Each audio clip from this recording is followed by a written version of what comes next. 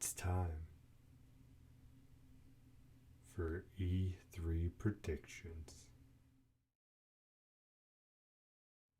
What's going on, everybody, and welcome back to my channel. Thank you for stopping by. E3 is upon us, and I can't be more excited.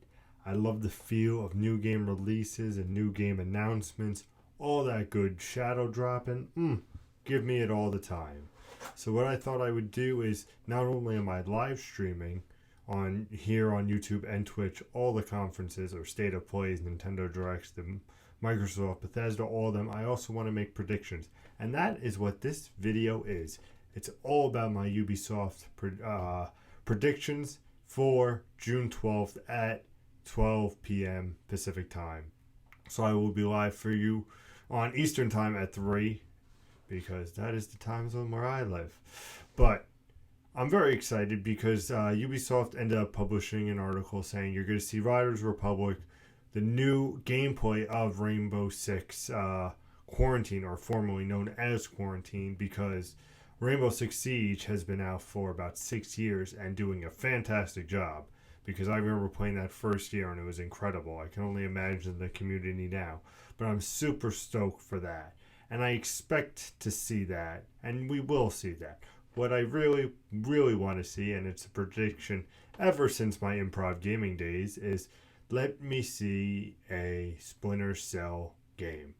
Now, it worries me because we are seeing the Rainbow Six Siege, or Rainbow Six, I should say, new game. But I'm hoping they say, hey, if you're still a Tom Clancy fan, here is Splinter Cell greatness. That should be the title. I missed the Splinter Cell series. We haven't had a Splinter Cell in years now, almost probably 10 years. Oh God, what I wouldn't give to play a Splinter Cell game. But what I'm pretty sure what we're gonna see is Prince of Persia Sands of Time remake. Now, if you remember, it was supposed to come out earlier in the year. However, because of COVID and other restrictions, they had to delay it.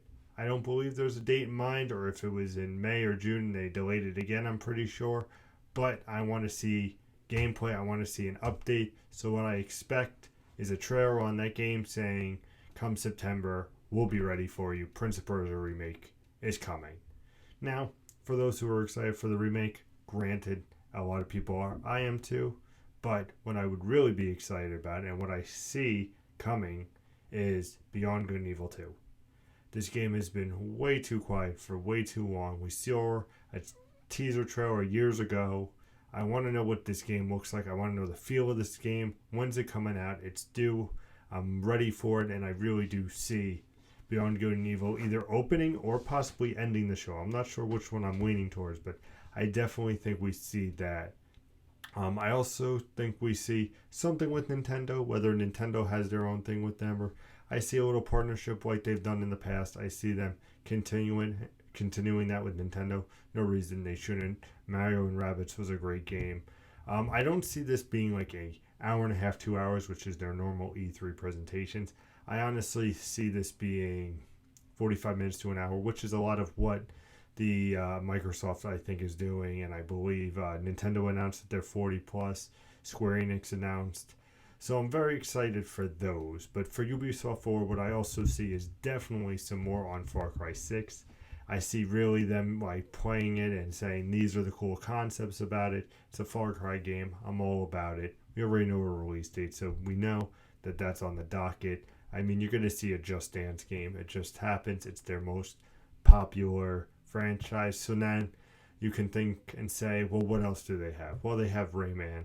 I really don't see them coming out with a Rayman. I don't see another Tom Clancy game. Maybe they tease something from Future Soldier. I remember that. There won't be a South Park game. I don't expect that. So I'm really curious to see how Ubisoft shapes up the second half of 2021. I mean, we have Far Cry October 7th, I believe, which is a fantastic date. I believe that that Prince of Persia should be around August, September, if my prediction. Beyond Good and Evil, I think, drops this year. I think Rainbow Six drops this year. I think that will be easily the November game. Splinter Cell, knock on wood, comes out this year. But these are all my predictions for the most part for Ubisoft. I always enjoy Ubisoft's press conference. In the long run, I feel like they keep the energy up. It's games that I want to see. It's excitement. I do not see Watch Dogs. I do not see Assassin's Creed. I see maybe mentions of them saying like, hey, these are stats that we've done. It's the most successful Valhalla game of Assassin's Creed Valhalla since, Assassin's Creed 2. Like, I see stuff like that. I don't see any announcement of oh, here's the next Assassin's Creed, or here's the next Watch Dogs. I'm very curious to see what they put as the marquee title. We know about Far Cry. You already did a little gameplay on it. So what is that closing game? And I really hope it is Beyond Good and Evil 2, because I think it deserves that spotlight. But I want to know what you guys think. Let me know in the comments, of course. Also, remember, it's coming. E3 is almost here, so please join me in watching the live shows with me. Let's get reactions. Let's talk. Let's say how Ubisoft should have put in a Splinter Cell, because it's meant to be. It's meant to be. I want to thank you guys so much for watching. Please subscribe to the channel. Like the video. Helps out immensely. And I'll see you for Bethesda Xbox predictions, Sony, Nintendo, all the things coming to this channel. So I'll see you guys then.